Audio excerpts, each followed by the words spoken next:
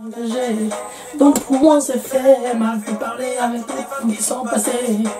Et même beaucoup de l'esprit, voilà, mais on je lui dis que j'aime m'amuser, il me répond qu'elle apprécie mon franc-parler. Original, calé, Yo yo yo, LD encore, toujours dans la bonne humeur les gars.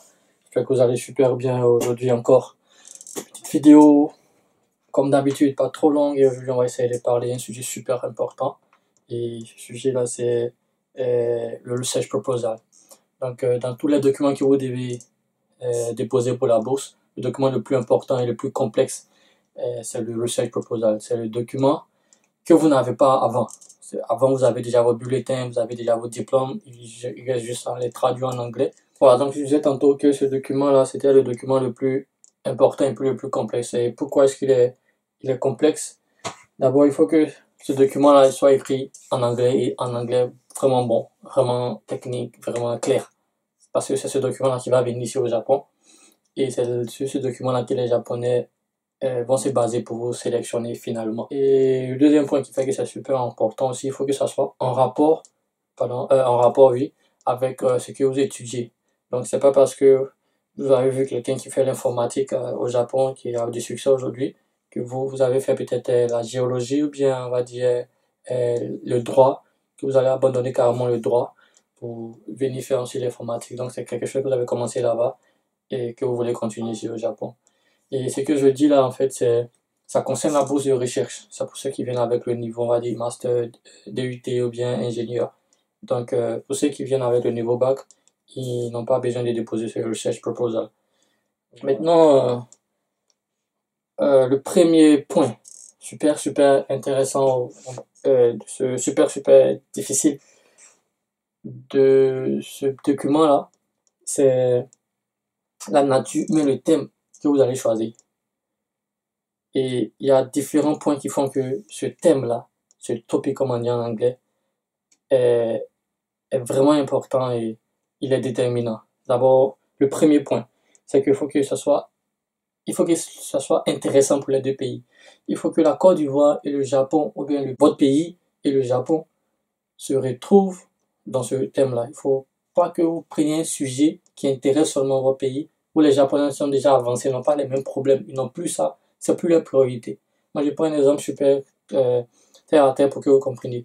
Quelqu'un qui a étudié l'environnement, par exemple, à Côte d'Ivoire, qui vient au Japon, qui veut venir au Japon, il va faire son recherche proposal dans l'environnement.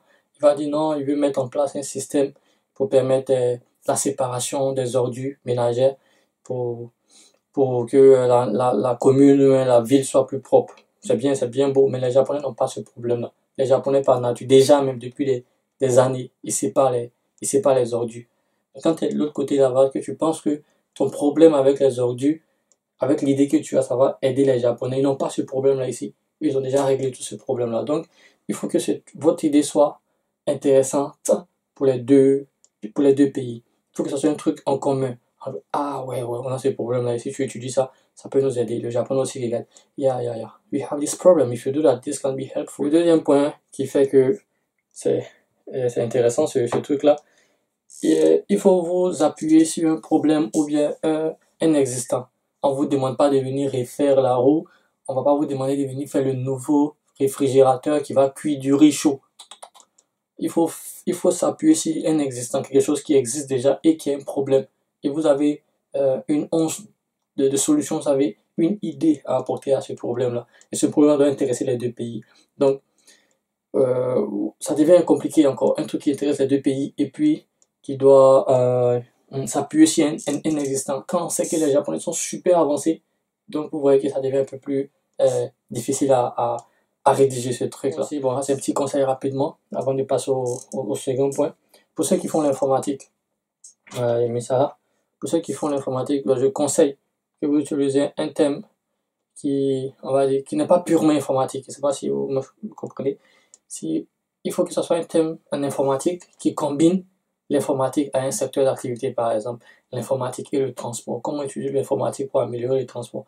L'informatique et, et la salubrité. Comment les systèmes informatiques, les IT peuvent aider à rendre la commune plus propre, par exemple. L'informatique et la médecine, l'informatique et la pêche, l'informatique et whatever. Donc, quand vous proposez un sujet dans ce domaine-là, on voit une utilisation de l'informatique qu'eux, ils ont déjà développé assez ici. Et vous utilisez ça fait que vous avez plus de chances. Là, j'ai apprêté 2 exemples pour vous donner une idée. Et le premier exemple, c'est moi-même mon exemple. Le thème que j'ai utilisé pour pouvoir venir au Japon, mon research proposal. Donc, pour moi, c'est l'utilisation de l'informatique dans le domaine médical, healthcare. Donc, j'ai fait un stage, j'ai travaillé un peu dans un hôpital, en même temps, il y a une assurance en Côte d'Ivoire. Et là-bas, c'est là-bas que j'ai eu l'inspiration, si vous voulez. Dès qu'un patient arrive, il donne sa carte de membre de l'assurance, de la mutuelle, et il arrive à l'accueil, il veut voir un médecin, on prend sa carte, on note le nom, le numéro, automatiquement le médecin sait qu'il y a un patient qui arrive. Il n'a même pas encore payé les frais de consultation que le médecin déjà a sur sa base de données là-bas, devant son écran plutôt, il est déjà informé qu'il y a un patient qui veut venir le voir. Et quand c'est entré les gens de l'archivage, eux aussi, ils ont l'information qu'il y a un nouveau patient qui arrive. Donc, ils peuvent déjà aller chercher le dossier médical de ce patient-là pour déposer sur la table du médecin. Et quand il va finir de payer à la caisse, automatiquement, la comptabilité va c'est qu'il y a un nouveau patient qui est arrivé pour sa caisse. Le patient va voir le médecin et le médecin le traite, donne l'ordonnance, mais il ne donne pas l'ordonnance manuellement. C'est à l'ordinateur aussi. Et dans la même mutuelle, il y a une pharmacie. Donc, pour les médicaments sur place, l'ordonnance va directement à la pharmacie. Donc, le patient sort chez le médecin sans médicaments. Il va à la pharmacie. Il paye ça. Il récupère là-bas les médicaments avec un reçu pour lui. Mais il y a un autre reçu qui est passé encore à la caisse. Donc, vous voyez comment c'est fait avec l'informatique. Cette mutuelle arrive à gérer comme ça son système. C'est bon pour la gestion, c'est bon pour le contrôle, l'évaluation et tout et tout. Donc moi, je suis là, je suis jeune ingénieur, je fais mon stage. Je me dis, mais c'est super bonne idée. Mais ici, on va on s'élève un peu plus au côté national. Comment ça se passe? Donc, quelqu'un qui a Tengré là, qui est malade, disons une femme enceinte à Tengré là, qui vient à Abidjan et qui fait un malaise à Abidjan. Elle arrive à Abidjan, il faut la reconsulter encore à nouveau. Parce que son dossier médical à Tengré là. Il n'y a aucune connexion à Abidjan et Tengré là pour voir sur quel médicament elle est, sur quelle prescription elle est, et elle est obligée encore de venir devant le médecin à Abidjan pour dire tout ce qu'elle est en train de faire. Donc vous voyez déjà le problème ici. Donc moi mon idée c'est comme ça, c'est parti. Donc j'ai étudié les réseaux informatiques, j'ai étudié l'informatique. Donc pourquoi ne pas faire un système au niveau national qui fait que même quand le patient arrive dans notre ville, le docteur qui a son access level, on va dire les niveaux d'entrée dans le système national, il tape son mot de passe, il tape son identifiant et il a accès. Il tape tous les on va dire les patients sur une carte comme une carte nationale d'identité, mais côté médical, il tape le numéro et automatiquement tu vois l'historique de la personne, c'est quelle prescription, quel médicament la personne utilise. Donc c'est un peu l'idée qui est là rapidement. Et j'arrive au Japon, je rédige le research proposal et c'est intéressant. Les Japonais ont vite aimé. Pourquoi? Parce qu'au Japon ils ont le même système que l'assurance dont j'ai parlé tout à l'heure. Mais dans chaque hôpital où vous allez, dans chaque clinique où vous allez, chacun a sa carte, chacun a son système, c'est pas regroupé. Donc, moi, par exemple, là, je vous montre mon portefeuille. Voilà. Ça, c'est mon portefeuille au Japon ici. Vous voyez comment c'est long. Il y a plusieurs cartes. Je vais chez le dentiste, il y a la carte du dentiste. Il va chez le dentiste A. Le dentiste A me donne une carte. Le dentiste B me donne une carte, il me met dans son système. Le dentiste C me donne une carte. Je vais chez le pédiatre A. Il y a une carte, pédiatre B, il y a une carte. Donc, chaque hôpital a sa carte et on se peut se prendre avec ce gros portefeuille comme ça pour avoir toutes nos cartes, toutes nos informations là-dedans. Donc, un système comme ça qui vient et qui va rendre ça de façon nationale avec une seule carte pour tout le monde, bien détaillée en anglais, propre, rédigé. Les Japonais sont intéressés. Les Ivoiriens sont intéressés. On a un problème qui est là, qui existe déjà et on veut apporter une solution là-dessus. Ça, c'est ce genre de truc là qui passe rapidement. Et c'est comme ça que j'ai fait pour avoir ma bourse, mon research proposal. Ça, c'est le premier exemple. Le deuxième exemple, c'est l'exemple d'un ami qui a fait l'informatique aussi, mais qui travaille au niveau du ministère de la Justice et tout, des lois et tout consort. Donc, il travaille, il voit qu'il y a pas cette communication là vraiment entre les citoyens et, on va dire, les gens de la loi. C'est quand il y a un problème, quand on vient comme ça, ah ouais, mais tu n'avais pas le droit de faire ça. C'est maintenant que les gens se rendent compte de leurs droits, ce qu'ils ne devaient pas faire, ce qu'ils devaient faire. Donc son idée, c'est de pouvoir envoyer la loi plus proche des citoyens. Il faut leur montrer qu'il n'y a pas vraiment ce trou-là entre les citoyens et le ministère, whatever. Donc, il me parle de son truc. Ce qu'il veut faire, c'est un peu, ça sera bon. Parce que chez nous, on a ce problème-là. Mais les Japonais n'ont pas de problème. Quand tu as un problème, quand tu es un citoyen lambda, ton problème est réglé proprement. Mais l'idée est bonne. Donc, comment faire pour que ça puisse passer dans un research proposal pour pouvoir venir au Japon, pour améliorer, ça va intéresser les Japonais. C'est clair.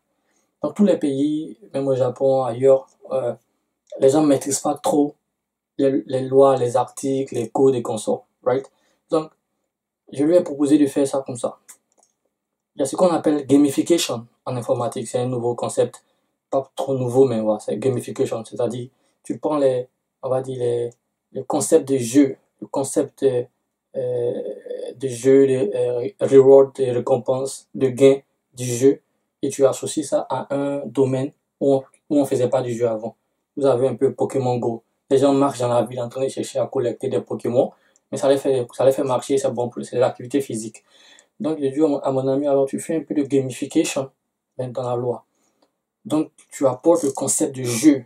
Donc, les gens seront plus réceptifs. Au lieu de lire plusieurs lignes d'articles, ils vont pas comprendre. C'est fatigant, ils ont déjà trop de trucs à faire dans leur propre boulot. Donc, tu mets un peu de jeu dans un téléphone, dans un système, dans une tablette. Et dans le truc, il y a comme un caractère, comme un jeu normal, un caractère qui vient et il y a un problème qui se pose dans le jeu. Il arrive une situation, il y a un accident, mais il y a un problème difficile. Donc, le caractère, il sait maintenant c'est comme un dialogue. Donc, il parle avec celui qui a le téléphone. Voilà ce qui s'est passé, voilà ce qui passe. Qu'est-ce qu'il faut faire? Est-ce qu'on a le droit d'intervenir? Est-ce qu'on n'a pas le droit? Donc, des petits trucs comme ça va permettre aux gens de pouvoir assimiler les articles, la loi, ce qu'ils doivent faire, leurs droits et leurs devoirs. Donc, avec un petit jeu, tu écris un bon paper, tu fais une simulation. Tu n'es pas obligé quand une recherche propose, tu proposes. Donc, tu n'es pas obligé d'avoir les chiffres exacts de ce qui va se passer. Mais l'idée est déjà bonne. Donc, on voit que les deux pays sont déjà intéressés par cette idée-là de gamification. Donc, tu joues ton jeu et ton informatique, parce que c'est l'informatique en fait, tu joues la gamification. Et la loi pour faire un système, pour résoudre un problème qui existe là déjà. Parce que ce genre de truc-là qui intéresse beaucoup les membres du jury, c'est ça qui prend rapidement et ça passe quoi. Donc, je ne maîtrise pas trop tous les autres domaines d'activité, l'économie, la géographie, mais il faut penser aussi comme ça. C'est plus ça qui est important. Troisième point, et peut-être dernier point de la vidéo, pendant la rédaction du research proposal, il y a des questions qui doivent avoir leurs réponses dans le research proposal. Quand vous ne serez pas au Japon, les gens qui vont lire ça, ils vont se poser des questions et votre research proposal doit envoyer les réponses. Donc la première question, what's the background and the problem of the current system? What is the background and the problem of current system? Tu veux venir apporter un truc nouveau, tu veux venir faire un truc, mais le problème, le système qui existe maintenant, que ce soit dans la santé, dans la justice, dans l'eau, dans le ciel, whatever, il y a quoi qui est là et c'est quoi le problème maintenant? Là, il faut quand on lise le truc, on voit déjà le problème. Donc ça c'est le premier point, le background. What's the aim of your topic? Donc c'est quoi l'objectif de ton sujet? C'est quoi l'objectif? C'est quoi que tu vises? Le troisième point c'est what is the importance of your research topic? Yeah, how important is your research topic? So, c'est quoi l'impact? On peut dire l'impact. C'est quoi l'impact de ton research topic? Ça va. Ok, la solution est là, ça marche, tout fonctionne bien. C'est quoi l'impact pour la société? On gagne quoi? Donc, il faut que, quand on lise le research proposal, on ait la réponse à cette question. Et le quatrième point, how do you want to solve the problem? Yeah, approach. Donc, le problème est là. On a trouvé son background, ça existe déjà. L'objectif est donné. Et si ça marche, dans le cas où ça marche, tout se passe bien, on a l'impact. Maintenant, how do you want to solve? What is your approach?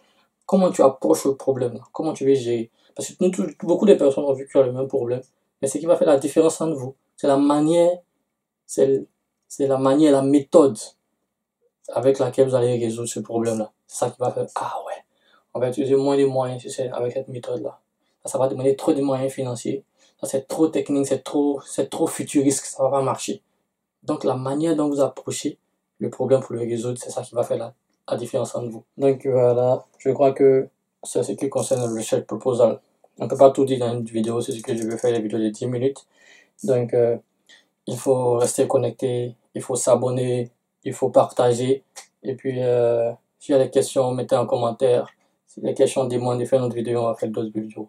Donc aujourd'hui, c'était le sujet research proposal, research plan. Ok, bye bye.